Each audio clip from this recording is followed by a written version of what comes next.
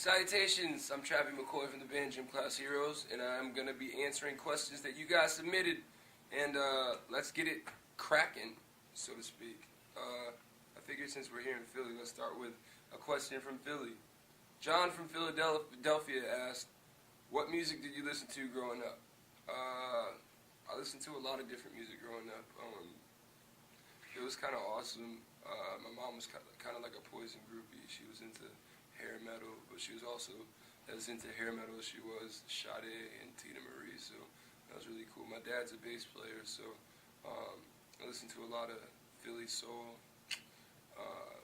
everything from Harold Melvin and Blue Notes, a lot of Gamble and Huff stuff, Hall & Oates, probably my favorite group still to this day. No, probably, actually, they are my favorite group to this day.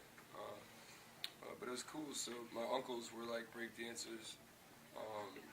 My uncles on my dad's side of the family, and my uncles on my mom's side of the family were like metalheads, so it was like this crazy amalgamation of all types of music that I was exposed to at a young age, and I think later on, as I became a musician and started a band and whatnot, all those influences kind of crept their way into what I do as a musician and the music I make. So I hope I answered your question, buddy. Jessica from Tucson, Arizona. How did you get together to work with Bruno Mars?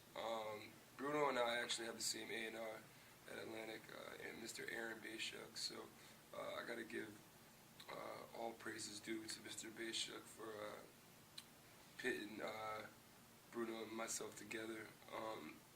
I kind of like to build a personal relationship with the people that I work with musically before we actually create music. So Bruno and his production partner Phil, the Smeezingtons as they're called, came to Miami and hung out, and we hit it off right away, and cracking jokes, and we actually wrote Billionaire and Dr. Feelgood, I think, the first 2 days that we hung out, so that worked out, and I kind of knew that Bruno, he was a special guy, and look at him now. You know what I mean? He's doing his thing, so yeah. Danny from Dubuque, is that how you pronounce it? Dubuque, Idaho? Yeah, that's how we're going to pronounce it today, Dubuque, Idaho. Do you like being in a group or being a solo artist better? I don't really consider myself a solo artist. I feel like Lazarus was kind of like a side project outside of Gym Class Heroes, and since the beginning of Gym Class Heroes, or the inception of Gym Class Heroes in '96, every member has kind of had, one or two, or in my case, 3 or 4 side projects outside of Gym Class Heroes that, we use as other outlets. Gym Class Heroes being the main priority, obviously, and I still look at it that way, I just feel like Lazarus was a side project that was put out on a bigger scale and had a little more, actually a lot more commercial success than any of my other side projects, so yeah.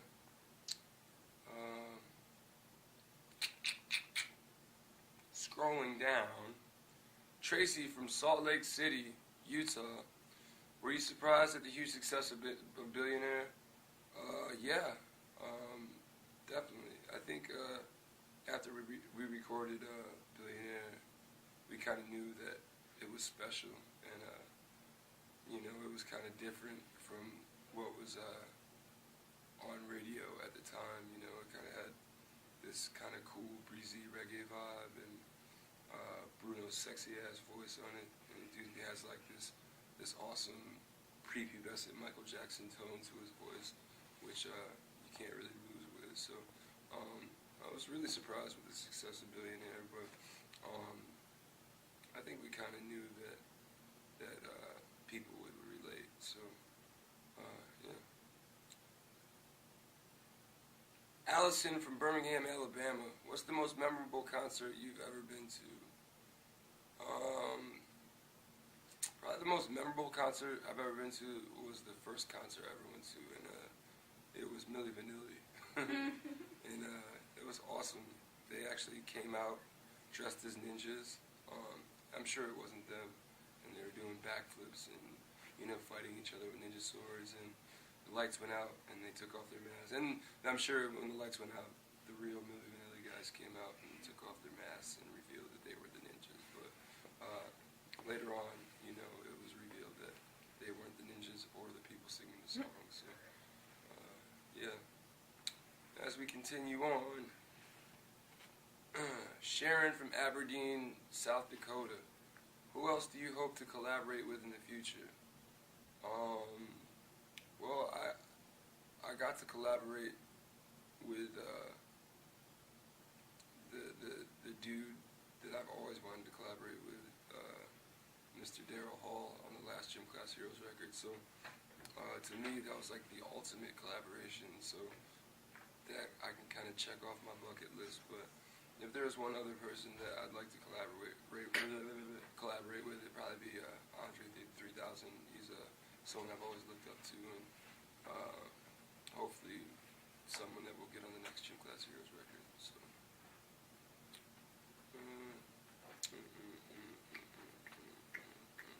Meg from Roanoke, Virginia.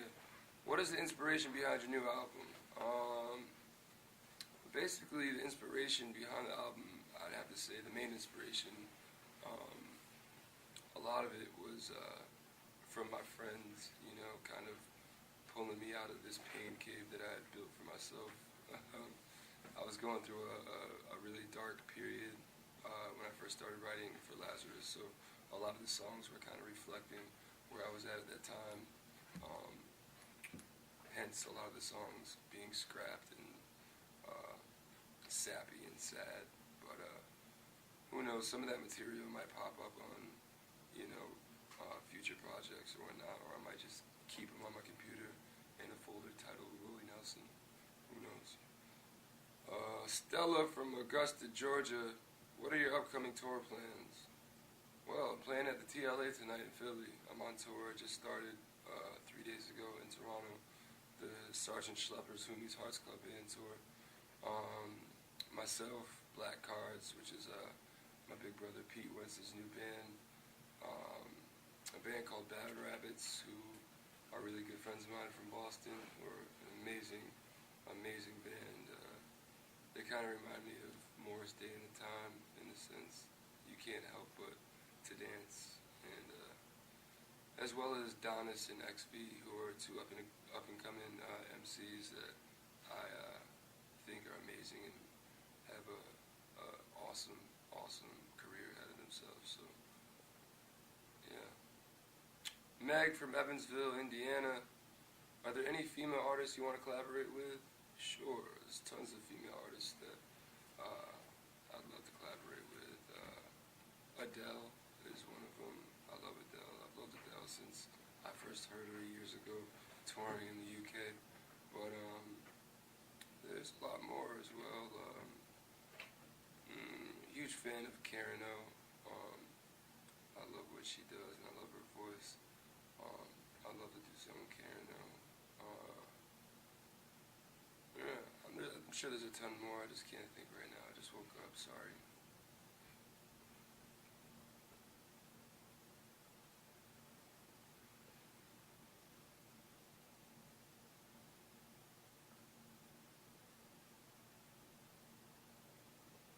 Julie from Omaha, Nebraska asks, if you weren't a musician, what do you think your career would be?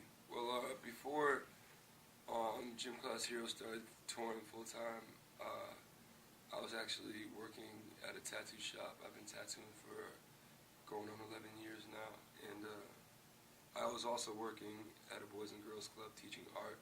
So I'd probably be an art teacher or a tattoo artist, which I still kind of do, and I still paint, and I still try to find time to, express myself artistically, visually. I just actually purchased a studio space in Miami where I live, and I just moved in right before tour started because it was taking up a lot of space in my place, so I was kind of painting myself into a corner, and I had to get out, I had to break out, so yeah. That's what I'd be doing if I wasn't rocking your faces off musically.